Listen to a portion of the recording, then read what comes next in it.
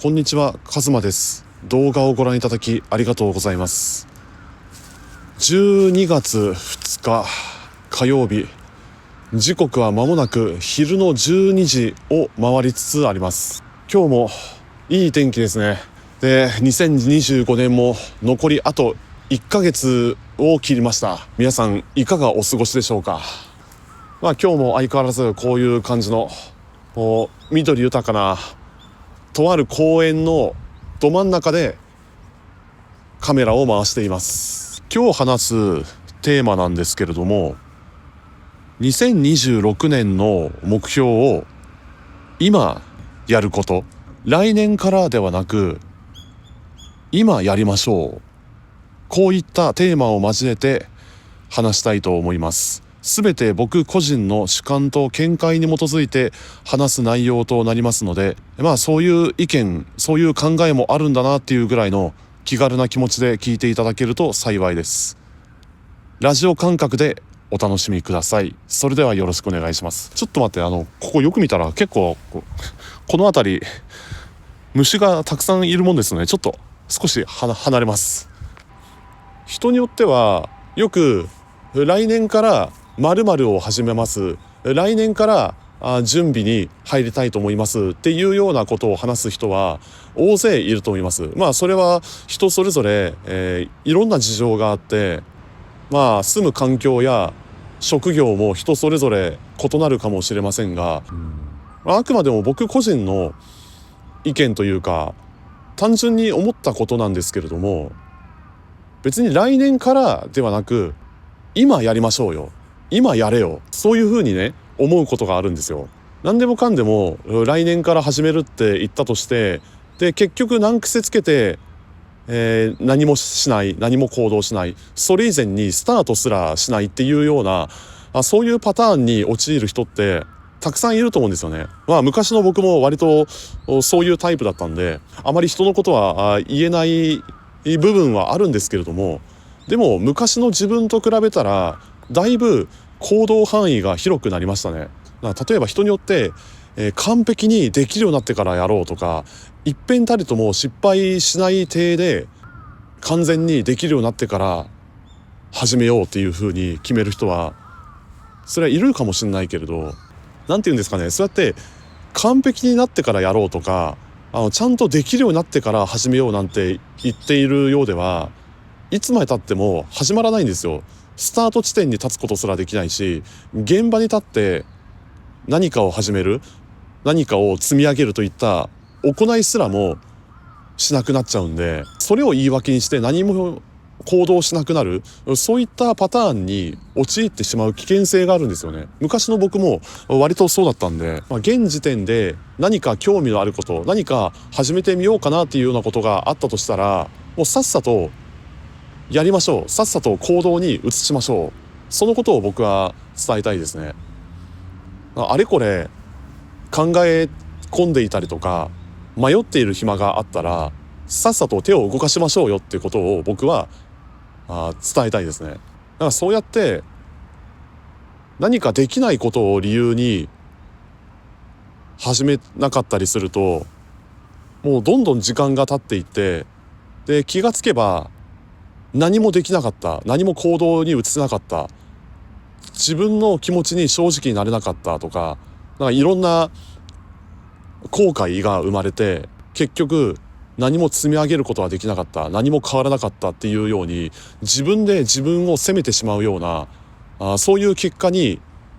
なってしまう恐れがあるんですよ。もう僕そういうのはもう繰り返したくないなと思って、昔の自分はすごい保守的で何一つ行動を移せなかった、そういう時期があったんですよね。これは昔の動画でも過去の動画でも話したことはありますし、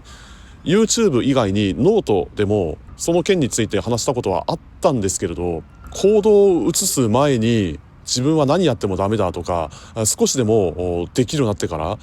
90点以上の点数を取れるようになってからとか、完璧にできるようになってから始めようって、そうやって言い訳をつけて結局何もしなかった、そういうパターンがたくさんあったんですよね。で結果的にはどんどん時間が過ぎていって、本当だったらもっと若いうちにやればよかったはずのことをその当時できなかった。その当時の自分は何一つ勇気がなく、行動を起こせなかった。もしくはできない理由ばかりを探して結局何もアクションを起こさなかった。自分自身を責めてしまう、それで後悔してしまうようなことが何度かありましたね。今でもそれはちょっと後悔というか、あの時こうすればよかったな、もっと自分に正直になればよかったなっていうような、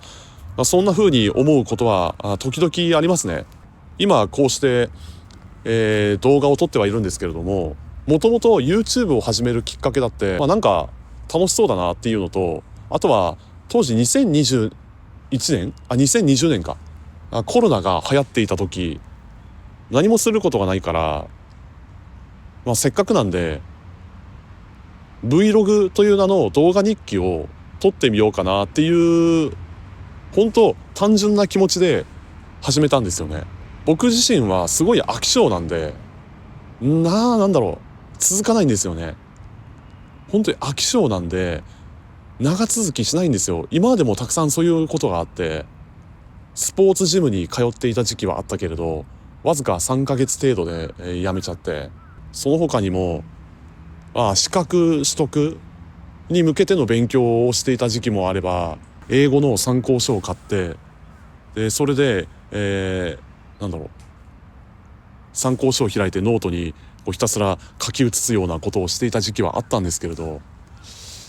続かなかったですね。それぐらいは飽き性なんですよ。なんかその先につながる目標というか、何のためにこれをやるのかっていう動機がないと続かない。で、何よりも楽しくないと全然続かないんですよね。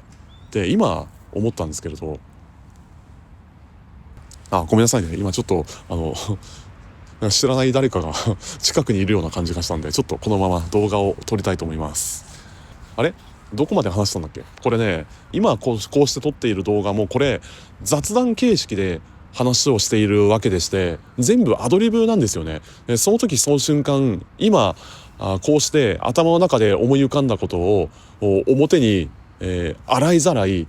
喋り続けるっていうような、最近はねそういう感じの動画を撮ることが多いんですよね。一人語りというか、ラジオ感覚で、気軽に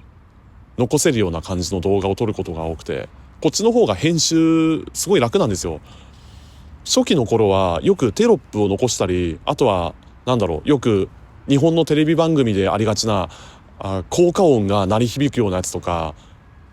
そういう過剰な演出みたいな、それの真似事みたいな、それっぽいようなことを何度か試したりはしたんですけれど、なんかね続かなくてね。てかやってる自分が全然楽しくないっていうことと、あと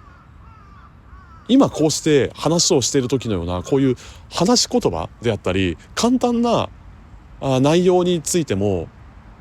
そんな過剰にテロップを残す必要はあるのかなって途中からそう思ったんですよね。で、一本の動画を編集してそれをアップロードするまでに1週間以上かかったりするような場面もあったんだけれど、その編集作業におけるなんていうかね、それにかかる時間と、あとは過程というかワークフローですね、それを見直す上でいかに編集時間を短縮しつつ更新頻度を上げていくか、もしくはより自分らしい動画、自分自身が本音で話せるような動画を撮り続けていくにはどんな取り組みをすればいいかとか、そういうのをねいろいろ考えた結果今に至るわけなんですよ。本来飽き性である僕自身がね、こうやって YouTube と、あとは文章で記録を残すノートも同じように4年以上は続いてんのかな。途中不定期で、やってた時期もありましたし、一時期全然やってなかった時期もあったけれど、初めてチャンネルを開設してからだいたい4年ぐらいですかね。でもこうして未だに続いているわけですので、その点考えると自分の場合は動画と写真撮影および編集をする、その自分で何かクリエイティブなことを続ける、それに向けて発信するっていうような行いが意外と合ってるんだなって、そういうことに気づいたんですよ。実践を重ねてトライアンドエラーを交えて、で自分自身がどんなことをして楽しいのか、何をやってる時が充実した時間というか、何をしてる時が単純に楽しいと感じるのか、それについていろいろやってみた結果今に至るんですよね。写真撮影も好きですし、動画撮影、今みたいな、動画撮影というか今みたいなこういう形式で定点撮影をベースに動画を撮り続けるっていうような、こういうやり方もね、なんだかんだ、楽しくやってるわけですよ。この空間の広がりと野鳥のさえずりもそうですし、自然環境の、そういう外部の音を交えることによって臨場感が増してくる。で撮影する角度を変えたり、もしくは撮影する場所を変えたりすることによって見える景色が大きく変わりますよね。でそうやっていろいろ試していくうちに無限の可能性が広がる。そこに僕はすごい魅力を感じたんですよね。なのでいろいろやってみる中で何をしてる時が楽しいか、自分にとって、どんなことをしてる時が楽しいと思えるか。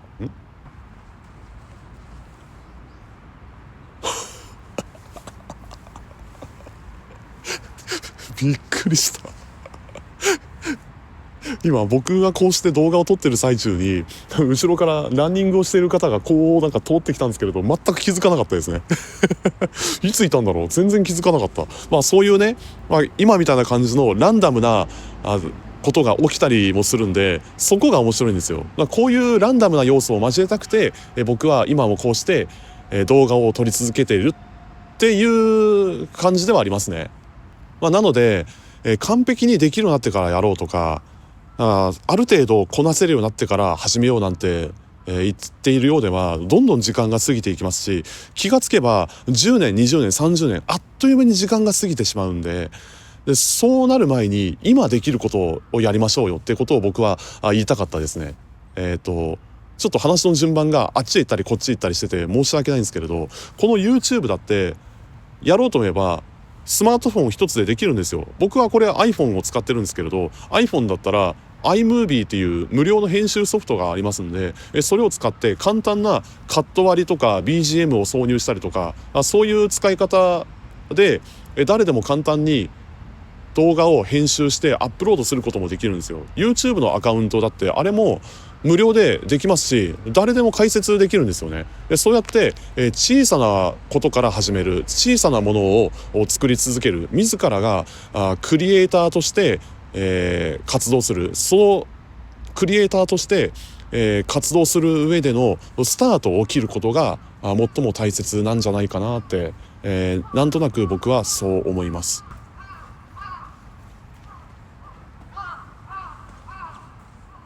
さっきの方こうなんか一周してるみたいですね。なんでこれだけ広範囲で、これだけ広い公園があるにもかかわらずなんでこの辺走るのかはちょっと分かんないけれど、それは別にいいとして、で最後にまとめとして何か少しだけ話したいなと思うことがあるんですけれど、来年からやるだったり、またはある程度こなせるようになってからやる、完璧にできるようになってから始めるっていうのではなく、今やりましょうよ。今持ってるものから始める、すでにあるものを有効活用してそこからスタートを切ること、そうやって一個ずつ積み上げていく中で、いろいろ試していく中で何が足りないか、何が自分にとって必要なのか、そういうものはやっていくうちにいろいろ学ぶことはありますし、実践を交えることによって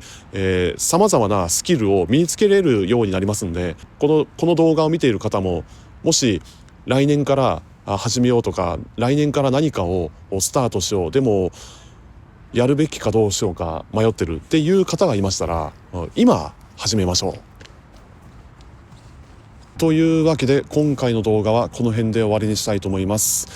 最後まで見ていただきありがとうございます。今後ともよろしくお願いします。もし今回の動画がいいなと思いましたらグッドボタンとチャンネル登録をしていただけると嬉しいです。それでは次回お会いしましょう。ありがとうございました。さようなら。